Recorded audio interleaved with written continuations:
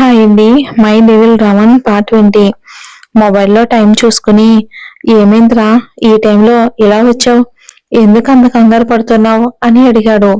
అన్న ప్రశ్నకు వైభవ్ కంగారు పడుతూ అన్వి పరిస్థితి ఇదని చెప్పలేక, అన్నయ్య ఒకసారి నాతో రా అంటూ అతిథిని తీసుకుని తన తల్లిదండ్రుల రూమ్ ఉన్న అన్వి దగ్గరకు తీసుకుని వెళ్లి నిలబెట్టాడు వైభవ్. ఇక ఆ టైంలో అసలు వైభవ్ తన దగ్గరికి రావటమే అతిథిలో ఏదో తెలియని భయాన్ని పుట్టిస్తే, అసలు వైభవ్ ఏం జరిగిందో చెప్పకుండా తనని అలా తీసుకుని వెళ్లి తల్లి తండ్రుల రూమ్ లోకి వదిలిపెట్టేసరికి బెడ్ మీద నిద్రలో వణుకుతూ అమ్మా అమ్మా అని మూలుగుతున్న తన బిడ్డను చూడగానే ప్రాణం పోయినంత పని అయ్యింది ఆదికి.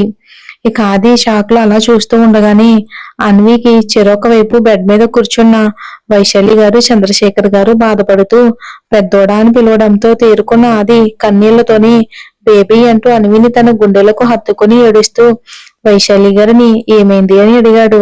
ఆవిడ జరిగింది మొత్తం చెప్పగానే అదంతా విన్న ఆది మనసులోని తన బిడ్డ తనకి దూరం అయిపోతుందేమో అన్న భయం ఇంకాస్త పెరిగింది.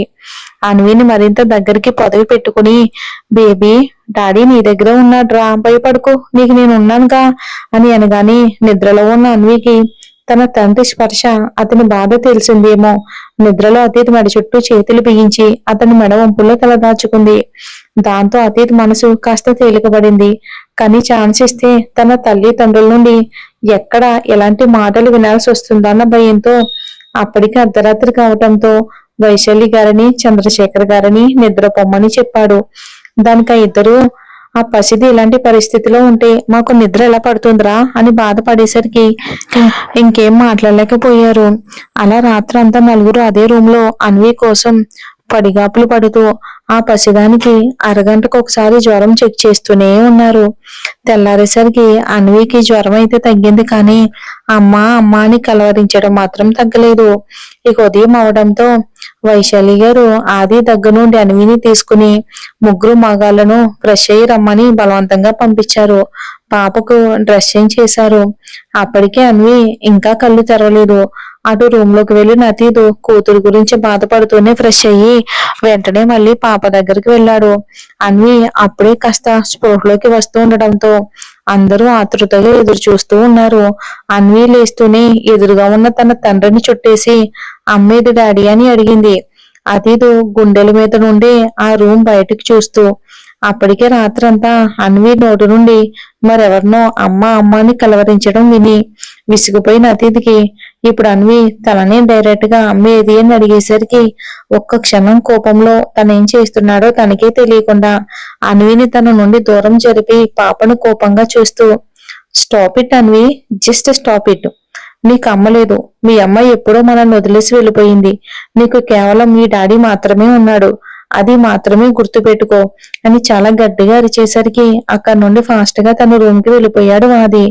ఆది అక్కడ ఎలా రియాక్ట్ అవుతాడో అని అప్పటికే భయపడుతూ ఉన్న వైభవ్ తన అన్న నుండి ఇంత రూడ్ బిహేవియర్ అయితే ఎక్స్పెక్ట్ చేయకపోవడంతో వైభవ్ కి మాత్రమే కాదు, వైశాలి గారికి, చంద్రశేఖర్ గారికి కూడా చాలా బాధేసింది.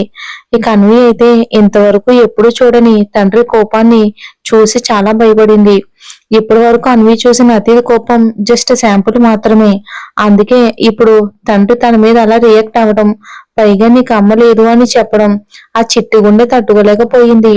తనకి ఊహ తెలియని వయసులోనే తల్లి దూరం అవటం, తల్లి ప్రేమ, అనురాగం, ఆప్యాయతలు ఎలా ఉంటాయో అన్వికి తెలియకుండానే ఇన్నాళ్ళు పెరిగింది.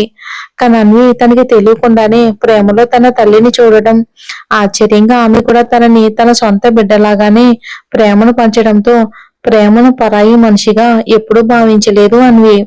అందుకే ఇప్పుడు తన తండ్రి మాటలు ఆ చిట్టి గుండెను చాలా బాధించాయి. పాపం ఆ భయంలోనే తగ్గిన వణుకు మళ్ళీ ఎక్కువ అవటం, మళ్ళీ జ్వరం రావటం వెంటనే జరిగిపోయాయి. అన్వి కాస్త కోలుకుంది అని కుదుట పడ్డ పెద్దవాళ్ళు వైభవులకి కూడా దీనంతటికి తనకి తెలియకుండానే కారణమైన అతిథి మీద కోపం వచ్చింది వాళ్ళకి. మళ్ళీ డాక్టర్ కి కాల్ చేసి విషయం చెప్పడంతో ఆయన వెంటనే బయలుదేరారు. నైట్ అంతా అన్వి గురించి ఆలోచిస్తూ ఉన్న ప్రేమకు పాపం అసలు నిద్ర పట్టగా ఆ రాత్రి నిద్రకు దూరం అయ్యింది.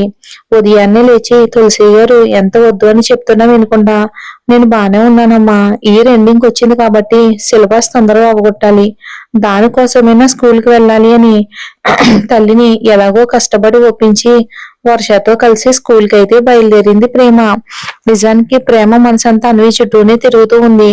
నిన్న పాప బాగా భయపడిపోవడం గుర్తొస్తూ ఉంటే అసలు రాత్రంతా ఎలా నిద్రపోయి ఉంటుందో అన్న భయం మొదలయ్యింది ప్రేమలో. ఇక అందుకే అన్వి కోసం కేవలం అన్విని చూడాలి అన్న దాంతోనే తన కొంట్లో బాగోకపోయినా తల్లికి అబద్ధం చెప్పి మరీ వర్షతో కలిసి స్కూల్కి బయలుదేరింది. దారిలో ఎందుకో దేవుడు దర్శనం చేసుకోవాలి అనిపించింది. వర్షను స్కూటీ ఆపమని చెప్పి గుళ్ళోకి వెళ్లి దర్శనం చేసుకుని అక్కడి నుండి ఇద్దరు స్కూల్కి చేరుకున్నారు. కానీ ప్రేమ అంత కష్టపడి స్కూల్కి వచ్చినా అన్వి స్కూల్కి రాకపోవటంతో ఆమెకు నిరాశ ఎదురైంది.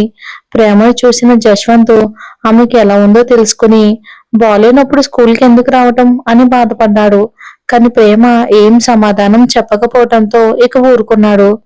ఇక ప్రేమకు కూడా క్లాస్ చెప్పే ఓపిక లేక ఉదయం లేజర్ తీసుకుని స్టాఫ్ రూమ్ లోనే కూర్చుండిపోయింది.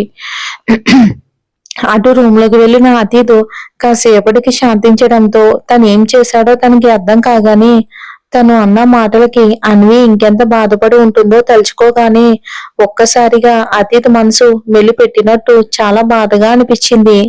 ఇక అంతే వెంటనే కూతురి దగ్గరకు పరుగు పెట్టిన అతీత్కి అప్పటికే అన్విని మళ్ళీ చెక్ చేసి డాక్టర్ ఆ రూమ్ నుండి బయటికి రావటం చూసి కంగారుగా అన్వి దగ్గరికి వెళ్ళాడు.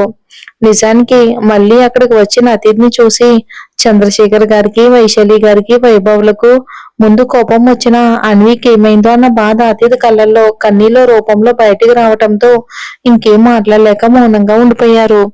అన్విని చేరిన అది రాత్రి కంటే బాగా వణుకుతూ మళ్ళీ జ్వరం పెరిగిపోవటం, అమ్మాని కలవరించడమే కాదు నిద్రలో కన్నీళ్లు పెట్టుకుంటున్న కూతుర్ని చూడగానే ఇక తనకు అసలు కన్నీళ్లు ఆగలేదు. ఇదంతా తన వల్లే అన్న గిల్టీ ఫీలింగ్ ఒక పక్కనైతే అన్వికి ఏమవుతుందో అర్థం కాక బాధతో తమ్ముడు వైపు చూసిన అతిథిని చూసి వైభవ్ కూడా బాధపడుతూ అన్వి భయంతో ప్రేమ గారి మీద బెంగ పెట్టుకుందంట అన్నయ్య అంటాడు. డాక్టర్ ఎంత త్వరగా వీలైతే అంత త్వరగా ఆవిడను ఒకసారి అన్వి దగ్గరకు తీసుకుని రావటం మంచిది అని చెప్పారు. ఆవిడ వస్తేనే అన్వి ఆరోగ్యంలో మార్పు వస్తుంది అని చెప్పాడు. ఏ మాత్రం తడబాటు లేకుండా వైభవ్ తన అన్నతో. డాక్టర్ మళ్ళీ వచ్చి అన్విని చెక్ చేస్తూ ఉదయం నేను ఫోన్ చేస్తే బానే ఉంది అని చెప్పారు కదా, సడన్ గా ఏమైంది అని అడిగేసరికి ఆయన ఫ్యామిలీ డాక్టర్ మాత్రమే కాదు ఒక ఫ్యామిలీ మెంబర్ లాంటివాడు కావటంతో ఆయనకి విషయం అంతా వివరించారు చంద్రశేఖర్ గారు. ఇక దాంతో ఆయన ప్రేమను ఒకసారి తీసుకుని రావటం మంచిది అని తేల్చి చెప్పడంతో ఏం చేయాలో అర్థం కాక దాని గురించి ఆలోచిస్తూ ఉండగా అక్కడికి ఆది వచ్చాడు.